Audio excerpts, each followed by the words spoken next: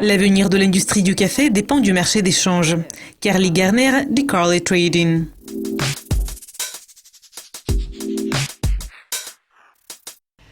Les contrats à terme du café se négocient au même niveau depuis presque un an. Cependant, ils commencent à augmenter et les traders suggèrent qu'il est fort probable que la hausse actuelle soit durable.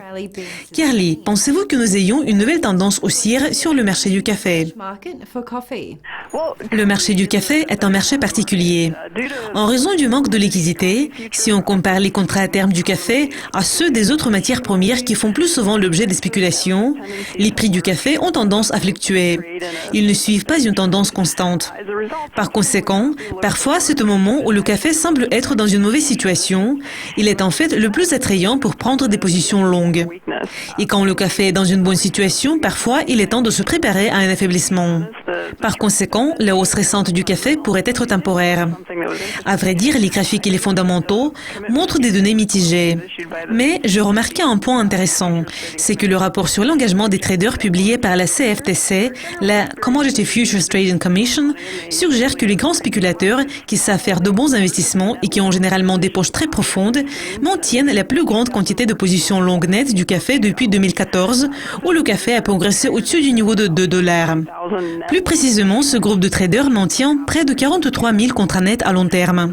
Et lorsque les prix du café ont atteint leur plus haut en 2014, ces grands spéculateurs disposaient de près de 53 000 contrats à terme nets à long terme. Donc nous voyons que ces grands acteurs du marché ont déjà investi dans des positions longues. Et donc, les prix ont tendance à atteindre le plafond car les achats reculent. Et l'histoire nous montre que cela devrait avoir lieu tôt ou tard. En tout cas, la plupart des spéculateurs sont déjà sur le marché et il ne reste plus d'autres acheteurs. Pour cette raison, et compte tenu des tendances saisonnières qui sont généralement neutres ou baissières à ce moment de l'année, je pense que la hausse du café est limitée au niveau de près de $1,60.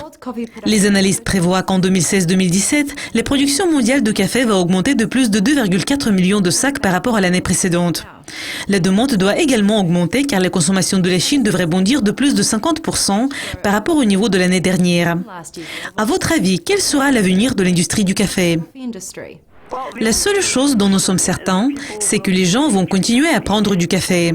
C'est une des matières premières les plus souples. Au cours des périodes de prospérité et au cours des périodes difficiles, le café reste un produit demandé. Donc, je pense que le principal facteur qui va influencer le café à l'avenir, c'est l'offre. Nous savons très bien que le meilleur remède à la hausse des prix, c'est la hausse des prix.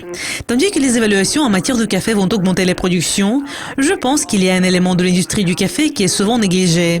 C'est le marché des changes. Ce n'est pas un hasard que le renforcement du réal brésilien a entraîné la hausse des prix du café et même des prix du sucre.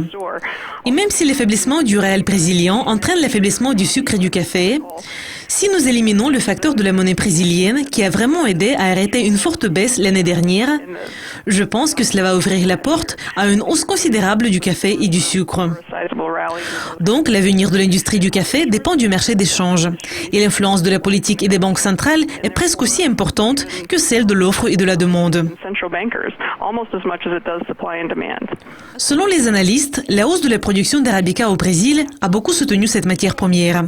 Cependant, il y a eu de nombreux problèmes en Amérique du Sud, en grande partie en raison des conditions météorologiques. Pensez-vous que ces conditions météorologiques constituent une menace pour le café? Ici, le Brésil a des problèmes de production. Est-ce que cela va contribuer à la hausse des prix du café? Les conditions météorologiques constituent toujours une menace pour tout produit agricole et le café n'est évidemment pas une exception. Cependant, à mon avis, comme les marchés des matières premières se basent sur les prévisions, ils incluent dans les prix tous les risques liés aux conditions climatiques bien à l'avance. Et je pense que la hausse actuelle du café a plus que compensé ce type de risque. Le temps sec et des températures basses au cours des prochaines semaines ont été déjà inclus dans les prix actuels. Et si le marché décide de revoir ses prévisions sur les prix du café pour éliminer ce type de risque du prix, nous pourrions voir une baisse des prix qui vont s'établir dans une fourchette confortable de 120-130. Évidemment, si le Brésil connaît des problèmes de production, les prix du café pourraient bondir. Cependant, une forte hausse sur le marché du café est généralement de courte durée, car les producteurs du monde entier travaillent pour rendre les prix plus attrayants. Kali, merci de vos commentaires. Cela conclut notre interview sur le café. Pour découvrir plus de mises à jour qui pourraient influencer les marchés Forex, restez à l'écoute de Lucascopy TV. Au revoir.